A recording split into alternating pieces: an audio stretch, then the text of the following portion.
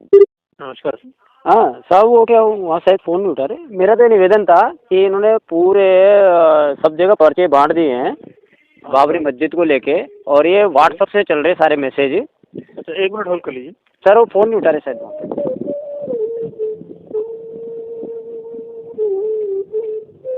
है बाबरी मस्जिद को लेके पर्चे बटे हुए हैं जो व्हाट्सएप के माध्यम से बाबरी मस्जिद एक की। मिनट में लिख लूँ सर। हाँ हाँ, लिख लीजिए सर।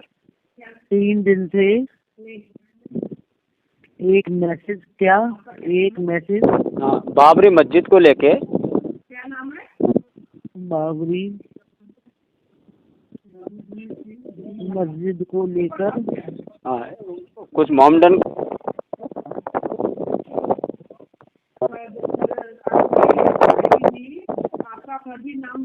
हाँ आंदोलन करने की तैयारी कर हाँ, रहे हैं। ये आगे 14 फरवरी से इनकी सभी पूरे देश में मीटिंगें चलेगी सर, गोपनीय। 14 फरवरी को 14 फरवरी से लगातार 14 फरवरी से लगातार मीटिंगें चलेगी, नहीं गोपनीय तरीके से। लगातार गोपनीय रूप से मीटिंगें चलेंगी। ये सारा काम मोदी के खिलाफ हो रहा है सर।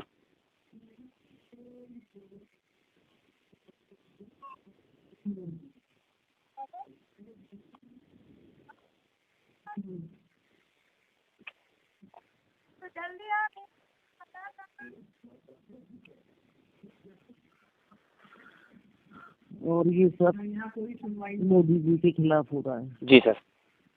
मोदी जी के खिलाफ क्या करेंगे? ये तो देश के खिलाफ कर रहे हैं। वो देश के खिलाफ है, मोदी जी देश के हैं। आप बस वही तो कह रही है, मोदी जी ने तो अपना तन मन धन सब नौछावर कर रखा है। बिल्कुल सही है, तो वो इनको बर्दाश्त नहीं है ना सर, भ्रष्टाचारियों को।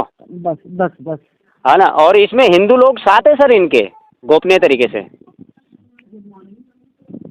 ये तो पता है कौन से हिंदू इनके साथ हैं। याद है सर मेरे को, मेरे पास पूरे टोटल रिकॉर्ड पड़ा हुआ है इनका।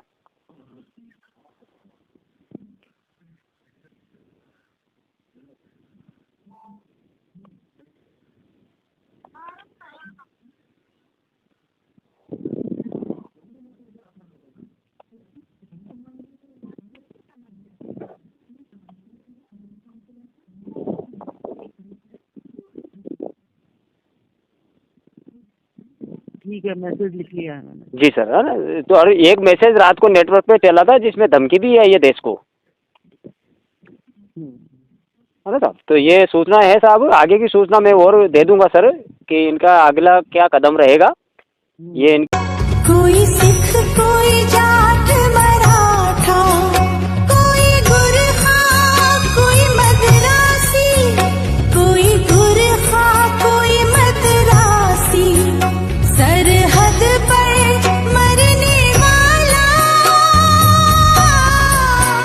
सरहद पर मरने वाला, हर वीर था भारतवासी, जो खून गिरा पर्वत पर वो खून था हिंदुस्तानी, जो शहीद हुए उनकी जरा की 2 बूंदों से 7 सागर हारे हैं जब मेहंदी वाले हाथों ने मंगलसूत्र उतारे हैं। जी हाँ, कुछ ऐसा ही मंजर था 14 फरवरी 2019 को, जब सीआरपीएफ के 45 जवानों ने अपने प्राणों की आहुति दे दी थी। उस दिन तिरंगा पहनाने से ज्यादा कफन के लिए इस्तेमाल हो रहा था।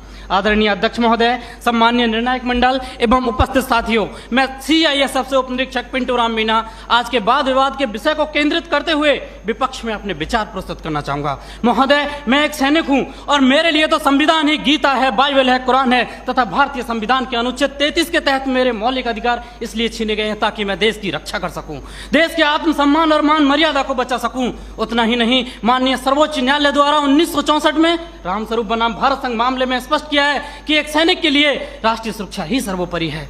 जबकि महोदय, आज हमारे देश में खौफनाक मंजर को देखकर यहाँ की जनमानस मौत से मोहब्बत और जिंदगी से नफरत करने लगी है, क्योंकि अपराध के मुकाबले कानून बौना नजर आने लगा है। और ये मानव अधिकार तो अपराधियों के हित में तन जाते हैं, इसीलिए तो रोज भेड़िए साक्षात छाती पर चढ़ जाते हैं। अध्यक्ष महोदय, राष्ट्रीय सुरक्षा के लिए लड़ी गई लड़ाई कोई क्रिकेट का मैच नहीं जो आज हार गए तो कल जीत जाएंगे।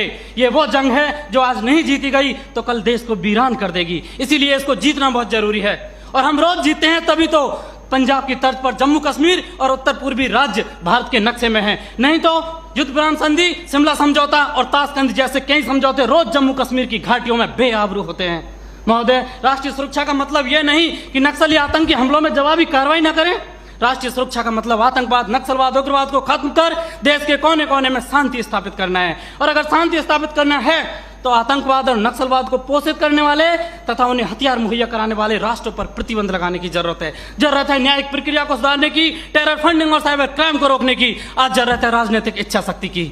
महान राजनीतिक चाणक्य ने भी कहा कि कोई भी नियम राष्ट्र और राष्ट्रहित से बड़ा नहीं होता। किंचित ऐसा है तो उसे तत्काल बदल देना चाहिए।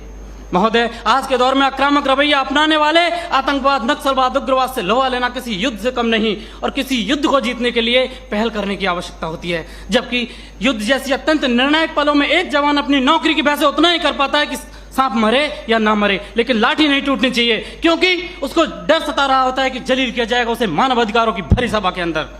उसे डर सता रहा होता है कि ना तो कानून छोड़ेगा और ना इतर का ताट बनाने वाली मीडिया की पैनी नजरें छोड़ेंगी, जिसका ज्वलंत उदाहरण पहले कश्मीर में जवानों के सिर कटवाए तब जाके सर्जिकल स्ट्राइक किया। 20 भारतीय सैनिकों ने गोली खाई तब म्यांमार में घुसकर ऑपरेशन ऑल आउट किया था। 45 जवानों ने शहादत दी तब बालाकोट एयर स्ट्राइक की। काश ये एयर स्ट्राइक, सर्जिकल स्ट्राइक और ऑपरेशन ऑल आउट पहले ही हो गए होते तो एक पत्नी का सुहाग, एक बुढ़े माँ बाप की बुढ़ापे की लाठी, एक बहन की राखी और एक बच्चे का भविष्य अंधकार में नहीं होता।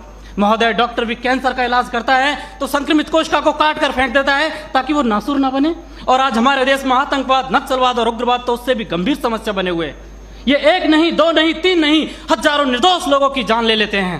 महोदय, मेरे विपक्षी साथी किन दरिंदों के लिए मानव अधिकारों की दुहाई दे रहे हैं।